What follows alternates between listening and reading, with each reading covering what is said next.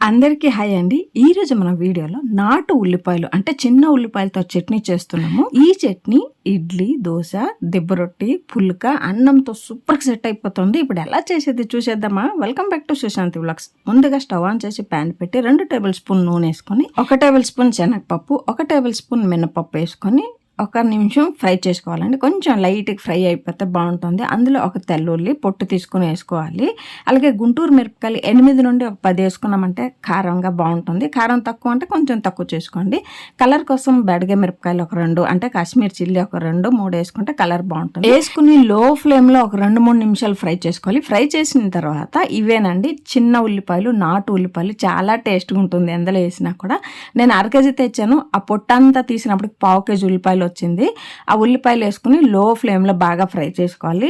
ఉల్లిపాయలు పొట్టు తీసేదే ఒక అరగంట పడుతుందండి. వేగం అవ్వదు, చాలా టైం టేకింగ్ అనమాట. పేషెన్స్ మీద ఆ పొట్టు తీసినామంటే మనకు టేస్ట్ అయిన ఉల్లిపాయ చట్నీ రెడీ అయిపోతుంది.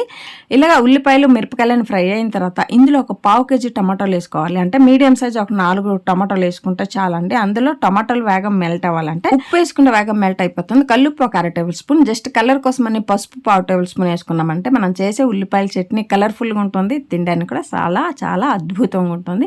టమాటాలు ఇలాగా మెల్ట్ అయినంత వరకు లో ఫ్లేమ్లో ఫ్రై చేసుకోవాలండి.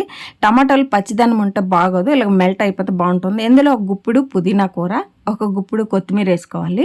మనకి పుదీనా కూర కూడా పచ్చిగా ఉంటే పచ్చి స్మెల్ కొంతమందికి ఇష్టపడదు. ఆ పుదీనా కూర కూడా కొంచెం బాగా ఫ్రై అయ్యిందంటే పచ్చి స్మెల్ లేకుండా మనం చేసే ఉల్లిపాయ చట్నీ సూపర్గా ఉంటుంది. ఇలాగ అన్నీ కూడా ఒక 5 నిమిషాలు బాగా ఫ్రై అయిన తర్వాత చల్లగా చేసుకుని ఒక మిక్సీ జార్లో వేసుకోవాలి. ఇందులో కొంచెం నీరు వేసుకుని మెత్తగా పేస్ట్ లాగా గ్రైండ్ చేసుకుని వచ్చేద్దాం. ఇలా గ్రైండ్ చేసుకుని వచ్చిన తర్వాత మరి కొంచెం టేస్ట్ రెట్టింపు చేయాలంటే తాలింపు వేసుకుందాం, పోపు వేసుకుందాం.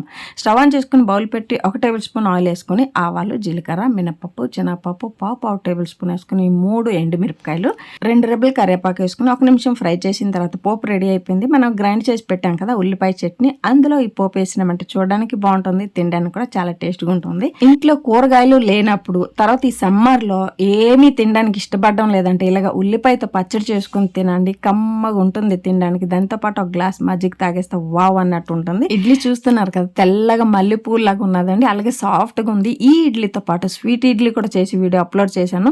ఆ స్వీట్ ఇడ్లీ పిల్లలు మీరు అందరూ ఇష్టపడి తింటారు. అలాగే ఈ ఉల్లిపాయ చట్నీ ఇడ్లీలతో దోశ, చపాతి, పుల్క దేనితోటైనా సెట్ అయిపోతుంది. వేడివేడి అన్నంలో కొంచెం నెయ్యి వేసుకొని చట్నీ వేసుకొని కలుపుకొని తింటామంటే వావ్ చాలా బాగుంది అంటారు. మీకు ఉల్లిపాయ టమాటా చట్నీ వీడియో నచ్చినట్టయితే like, share and subscribe to Sushanti vlogs. ఓకేనండి, అందరికీ బాయ్.